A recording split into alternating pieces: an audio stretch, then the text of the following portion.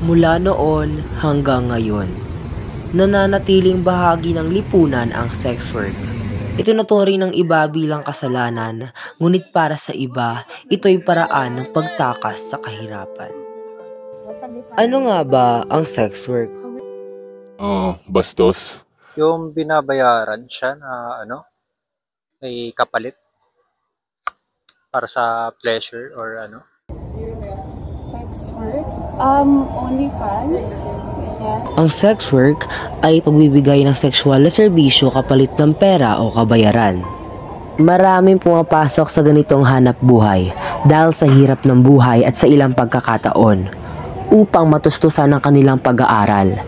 Dahil sa kawalan ng oportunidad at suporta, napipilitan silang tahakin ang landas na ito upang may maipakain, may maibigay at may maitaguyod na pamilya.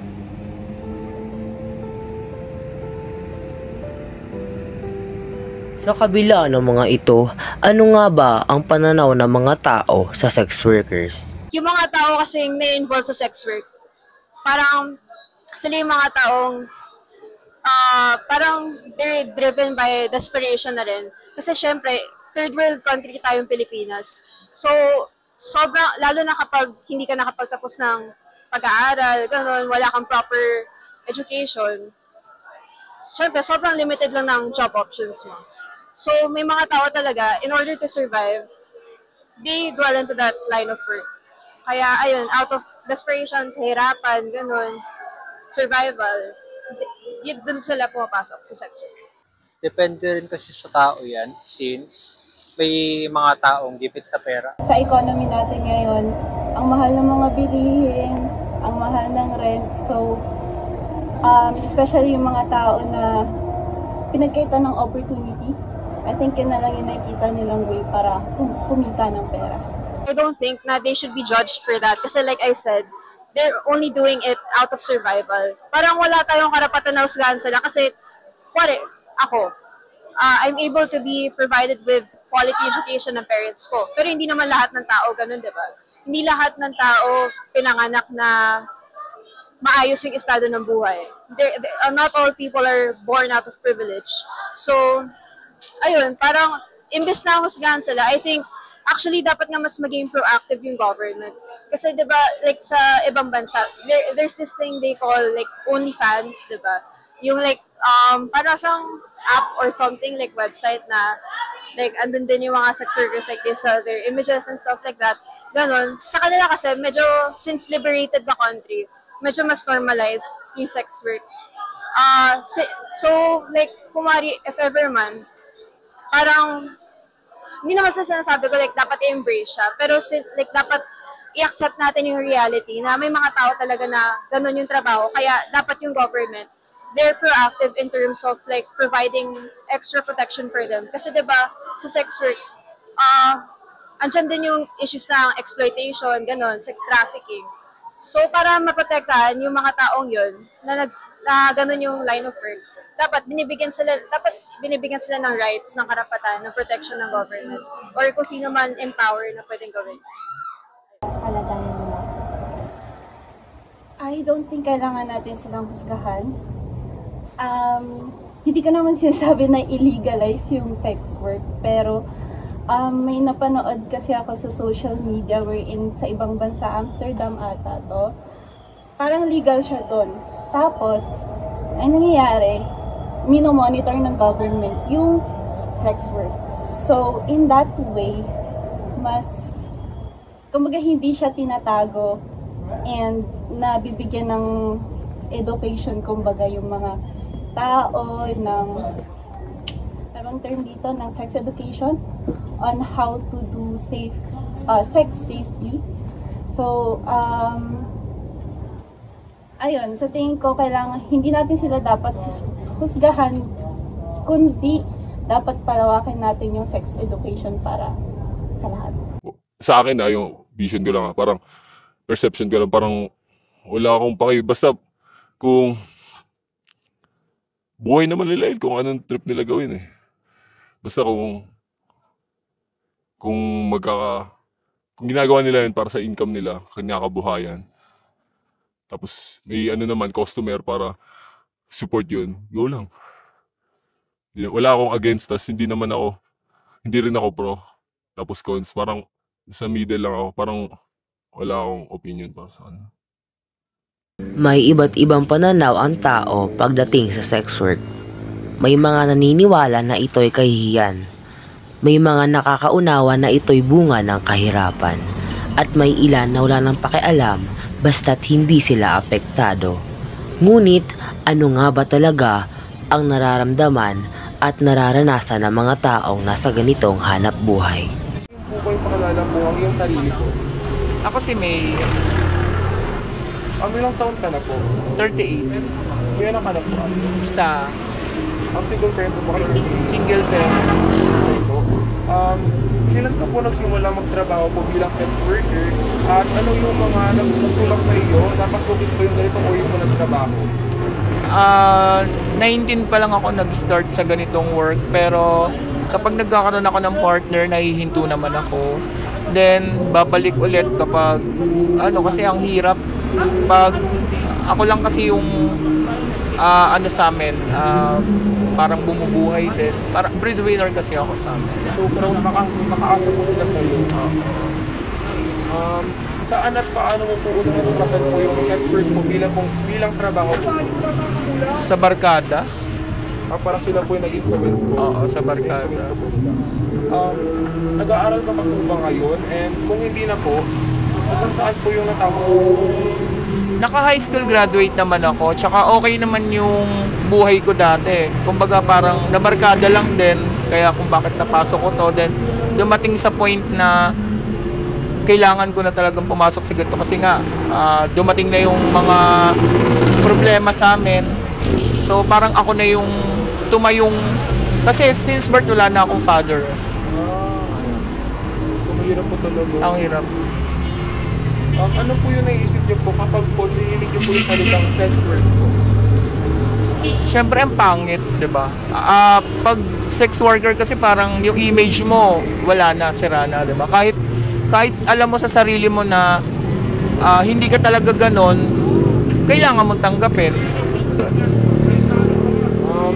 Napilitan po ba kayo o kusa niyo po pinili po ang pagpasok po sa ganitong industriya po?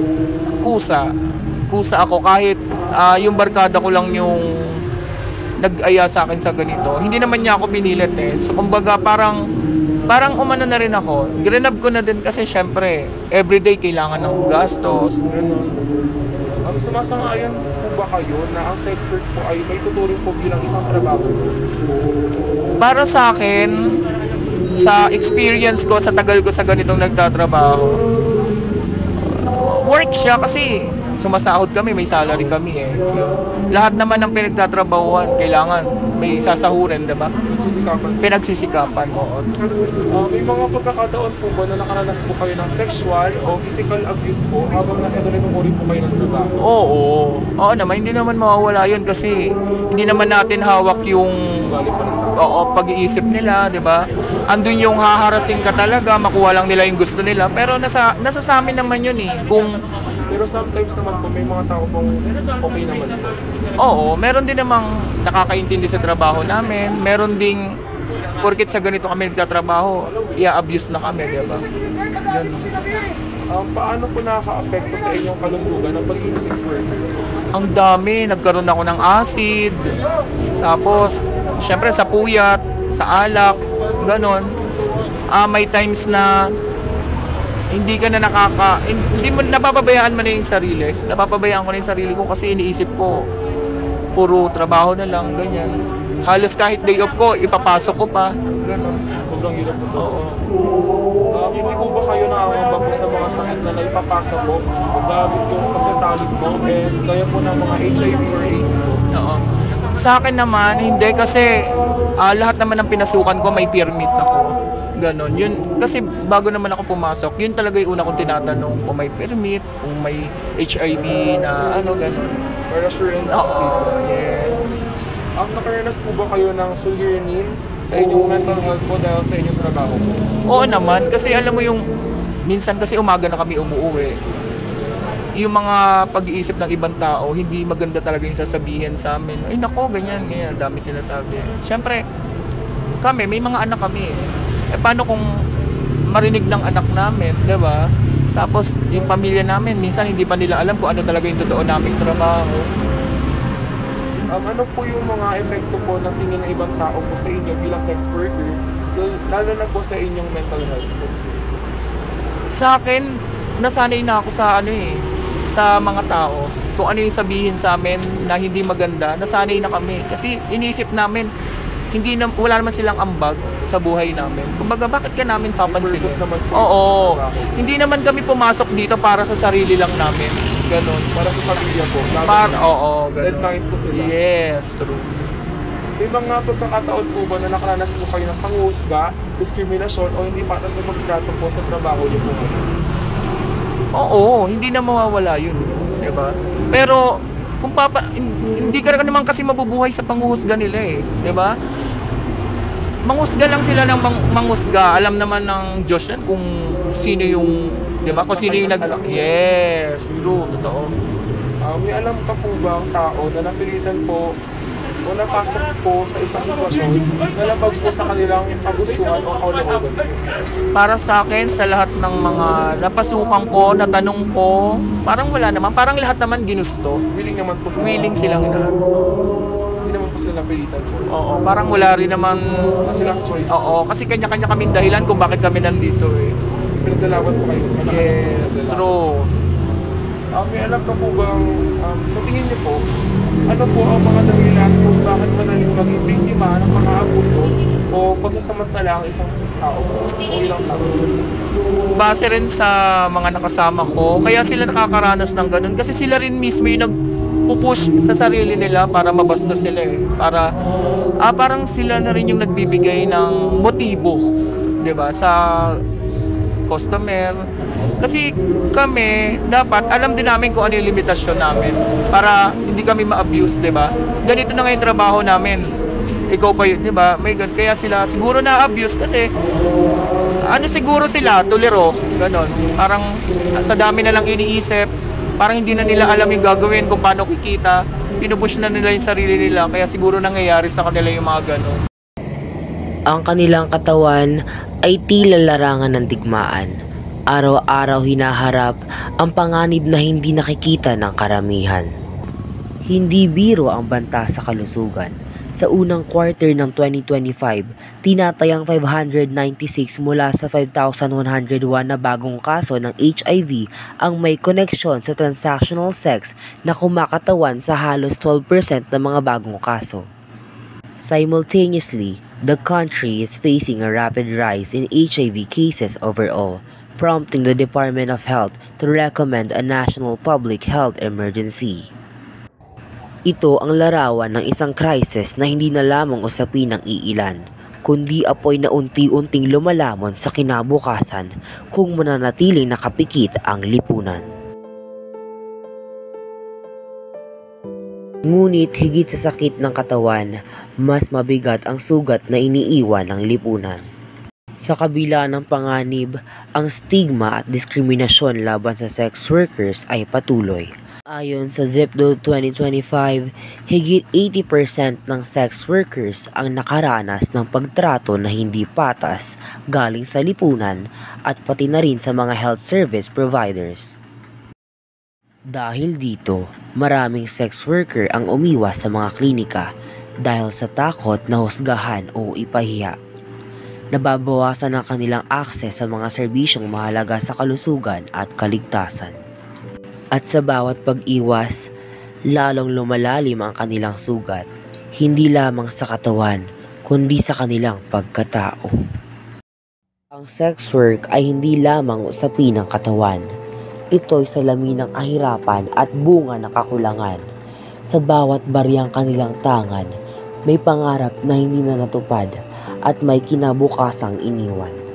Sa bawat ngiting pilit iginuhit sa gabi ng karimlan, naroon ang kirot na hindi maitatanggi ng sinuman. Sa huli, ang kanilang kwento ay hindi dapat ikubli sa dilim, sapagkat ang bawat tinig ay karapat-dapat ding marinig. Ang bawat katawan ay may kwento, at sa bawat kwento ay nakaugat ang katotohanan.